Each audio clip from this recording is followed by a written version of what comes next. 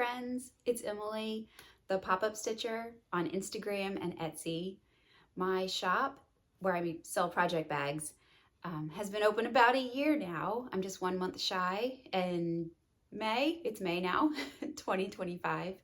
And it's been a really great run these 12 months. It's been really nice and exciting and fun, so fun.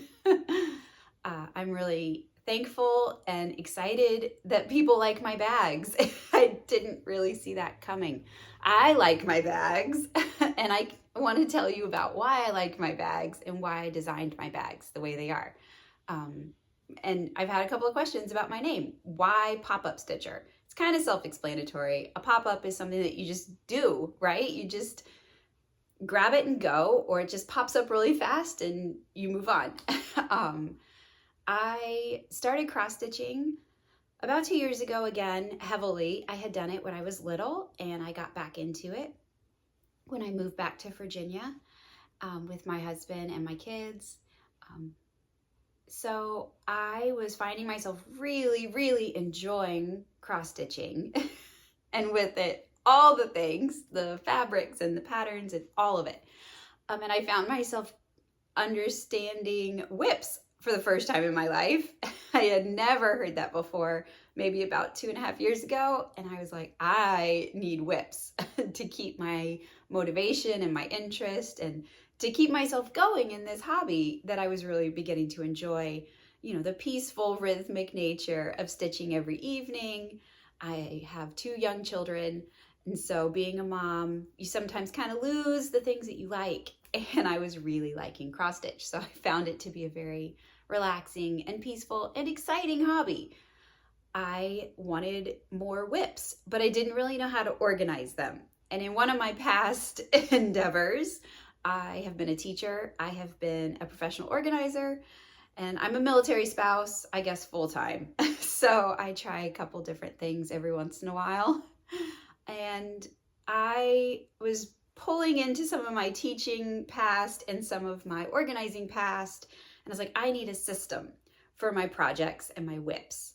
So I naturally started looking on Etsy and Pinterest and all the places and stumbled upon project bags.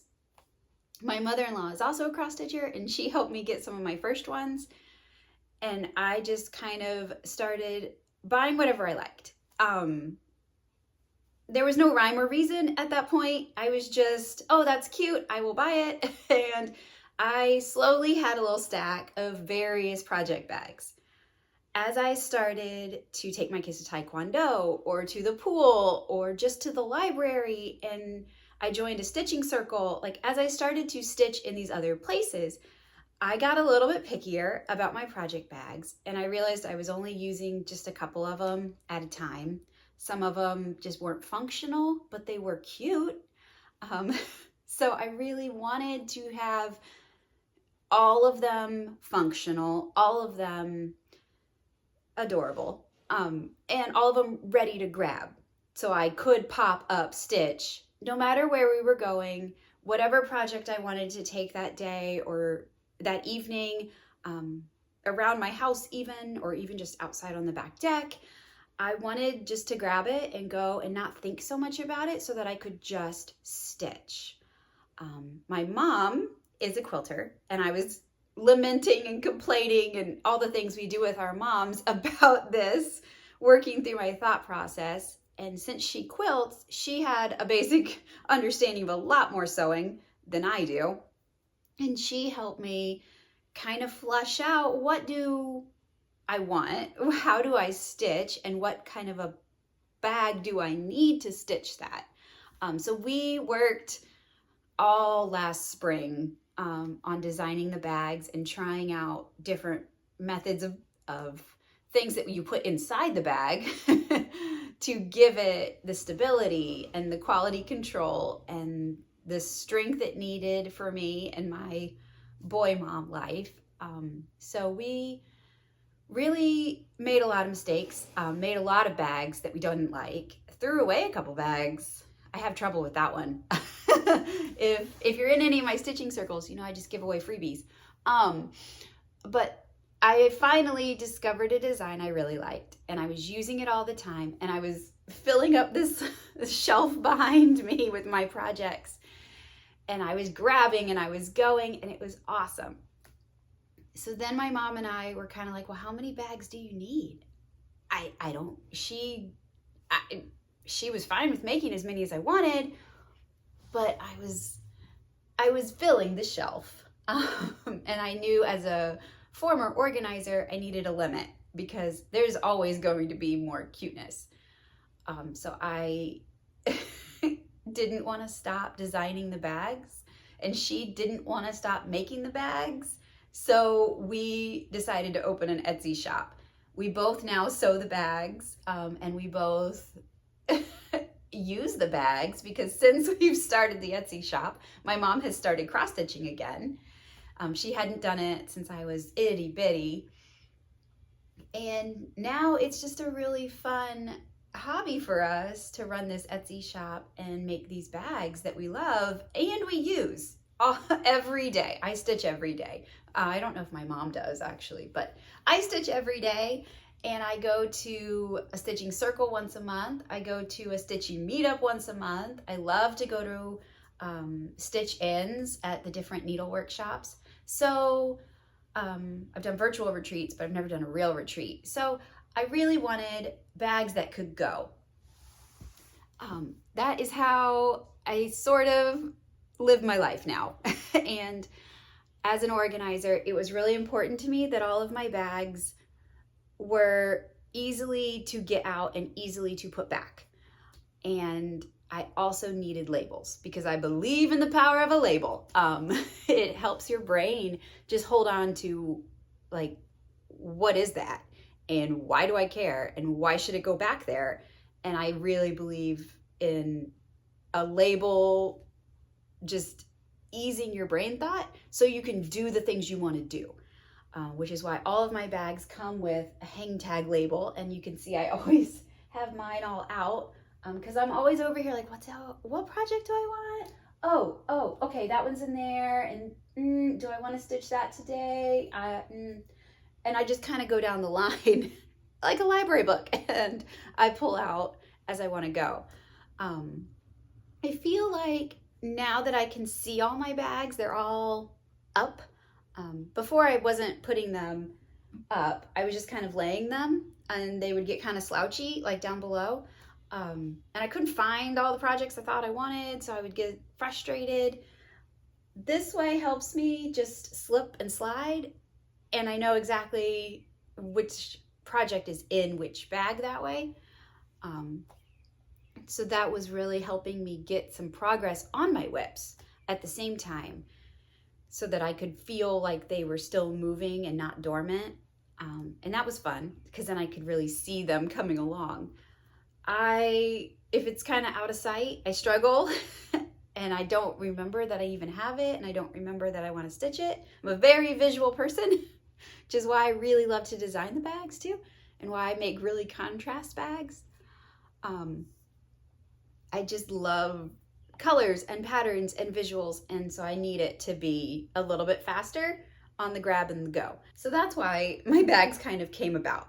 What's different about my bags is that they do stand up. That was really important to me. Sorry, Mom, but it was really important to me that they did stand up and that they were able to be like a file folder or like a library book, like I said earlier, so that I could see how many I had and I could grab them. And also for my whip bag, which is behind me. I love this giant bog bag. My mother-in-law also gave it to me. I have the big one. It is heavy, I'm not gonna lie. It's heavy, but my bog bag is my whip bag that I take everywhere. I'm sorry if you've tripped over it at Stitching Circle or any of the meetups. I usually try to put it somewhere out of the way. But inside the bag, I want all of my project bags to be upright. And that way I can just kind of rifle through. If I get tired of a project, it's not all this drama. I can just grab the bag out really quick. I can just, if I have it already hooped up, I can grab that too, and then just put the other stuff right back in, oh, okay, switch, and how many projects did I pack today? Do I have everything I need for those projects? That was really visually important for me because when I'm socializing, I totally lose my mind and I forget what I'm even there to do. So, anybody? No? So the uprightness was critical to me. I also really hated when your corners would crinkle. I should have brought a bag that I did this with. I had a couple bags, obviously from other people that I had bought in my spree of just buying stuff. And the corners, like after I put my stitching in and the pattern and all the floss and all the things, the corners would kind of like crunch up as they would slouch. And I just didn't like that. I didn't like slouching. So we found a way to make my bags what I call anti-flop. I'll pull this one out for you. It's got Twilight Moon in it from Tiny Modernist, but my bags don't slouch. They don't fold over. I also ship them in cardboard, which is recyclable mailers, so that it doesn't get folded as it comes to you from the shop. I really believe in the bag standing up and being a rectangle the whole time.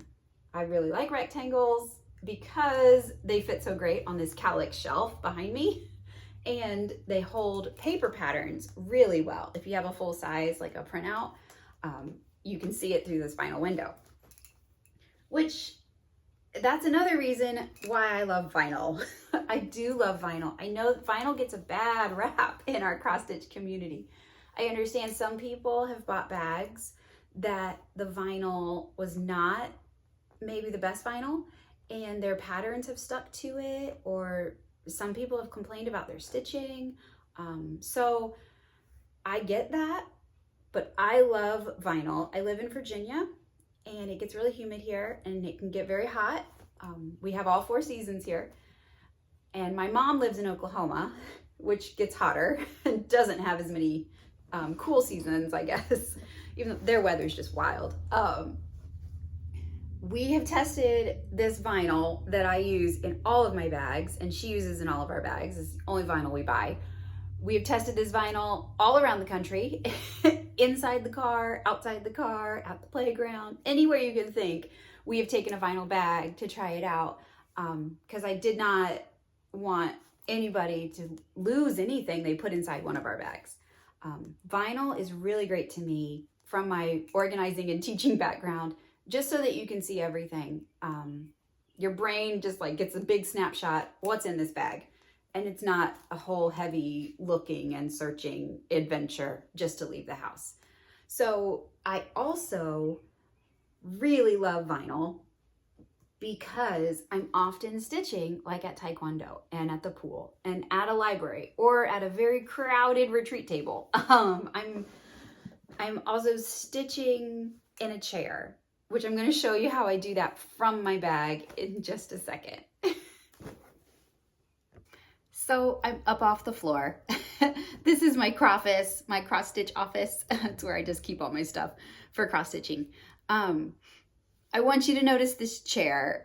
It's not exactly a comfortable chair, but it's cute, right? This chair is just a desk chair. There's no arms. Nothing really comfortable about this chair. The chairs at Taekwondo are worse, actually. But, you know, they're just like the folding style. The bleachers at pool are worse. Just bleachers. They do have a back on them, but they're just bleachers. Sometimes on the playground, there's a bench.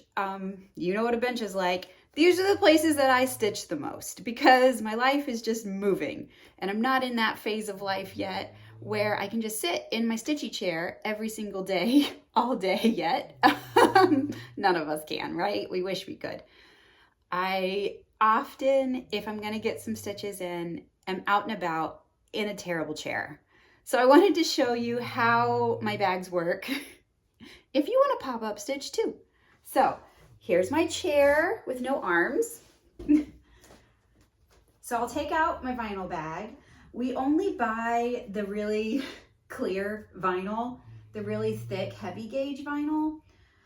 We do that, A, so that your things don't transfer onto it, and B, so that you can read through your bag to see the pattern. Because when I'm out and about in a terrible chair, most of the things are not going to leave the bag. Like I can't set up with a table at the library when we're just in chairs. This one is Christmas. It has a little paper piece ornament, not paper piece, it has a perforated paper ornament stitching project in it. So if I'm at the pool, I'm at Taekwondo, I can just put this directly on my lap. I unzip it. I'm a lefty, so I like it unzipped on the left. If you're a righty, you might prefer it on the right.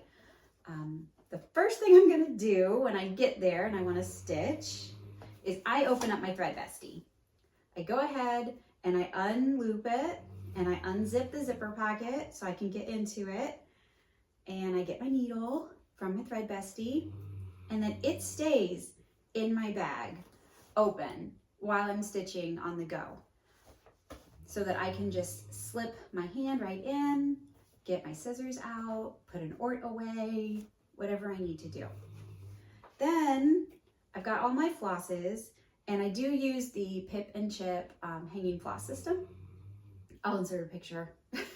It's beautiful.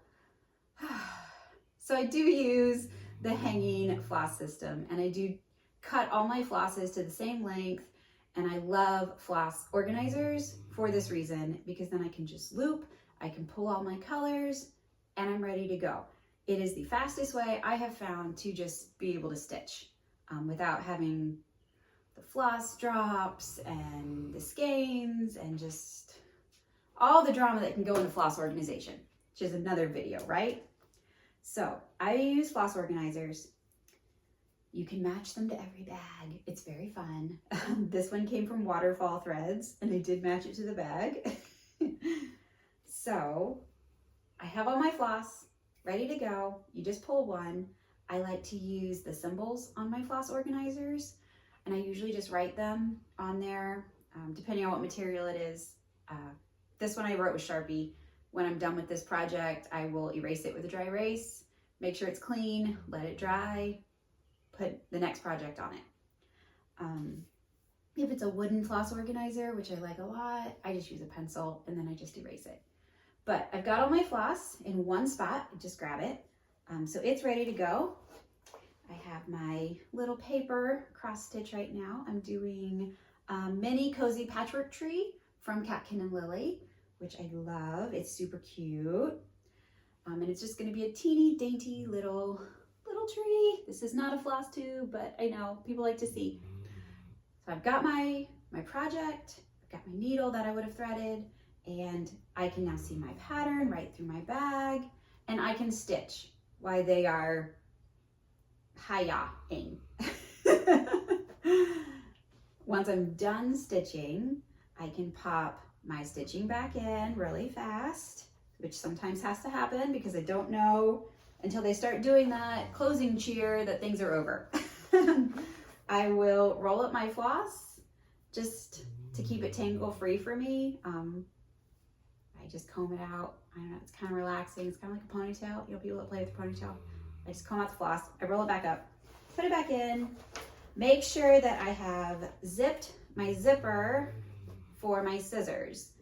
This I'll probably talk about at length in the Thread Bestie version of this. I'm really picky about scissors and want them to be safely away from my stitching, my project. I don't want anything getting poked because I buy really sharp scissors.